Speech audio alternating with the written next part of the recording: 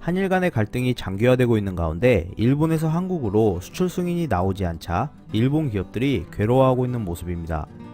일본 정치권에서도 한일 협력을 호소하는 목소리가 나오고 있는데요. 어떤 내용인지 알아보았습니다. 일본이 반도체 핵심 소재 3가지 품목에 대해 한국 수출을 규제한 지 3개월이 지나가고 있습니다. 양국 간의 경제전쟁이 장기화 조짐을 보이자 일본 경제 상황의 악화를 우려하는 목소리가 일본 내부에서 나오고 있습니다.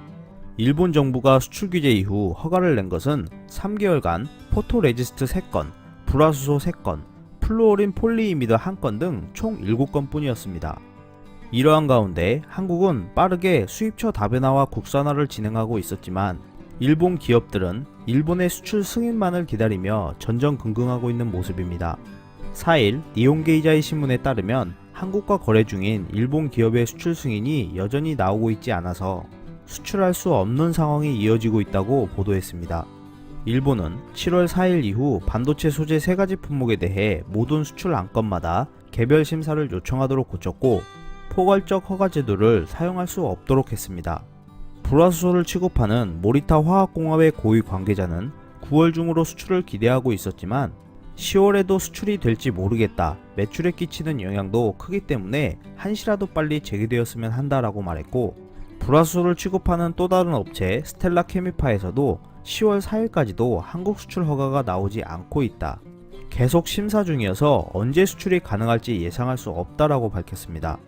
우여곡절 끝에 수출 허가를 받은 일본의 한 업체에 따르면 첫 번째 수출 절차에서 서류 미비로 거절되어 경제 산업성과 여러 차례 의견 교환이 있었다고 전했고, 두 번째부터는 필요한 절차를 파악할 수 있기 때문에 원활하게 진행될 것으로 예상된다고 밝혔습니다. 하지만 4일 스가 경제산업상이 니혼게이자이 신문과의 인터뷰에서 하나하나의 안건에 대응한다는 것에는 변함이 없다라고 말함에 따라 일본 기업들의 피해는 이어질 것으로 예상되고 있습니다. 이렇게 일본 기업들의 상황이 악화되고 있는 가운데 아베 총리의 강력한 라이벌이자 차기 유력 일본 총리로 꼽히고 있는 일본 자민당 소속 의원 이시바 시게루가 한일 협력을 호소하는 발언을 이어갔습니다. 이시바 씨는 일본이 한국에 창씨 개명을 진행한 역사적 배경을 생각해야 한다고 지적하면서 오늘부터 당신의 이름은 스미스이다 라고 하면 기분이 어떻겠는가? 상대방의 입장을 충분히 이해할 필요가 있다. 한일 관계가 악화되면 좋은 것은 하나도 없다라며 한일 관계의 중요성을 강조했습니다. 하지만 이시바 씨도 지난 10월 한국 대법원 판결에 대해 일본의 주장은 틀리지 않다라며 일본의 입장을 언급했고 한국의 양보를 기대하는 모습을 보였습니다. 직접적인 피해가 나타나고 있지 않았을 땐 자신만만해하던 일본이 경제 악화가 예상되자 한국 입장을 이해하고 협력이 필요가 있다는 말을 이어가고 있는데요. 이해만 하지 말고 그 다음 무엇을 해야 할지 생각하고 실천하는 자세가 일본에게 필요해 보입니다. 이상 피커TV였습니다.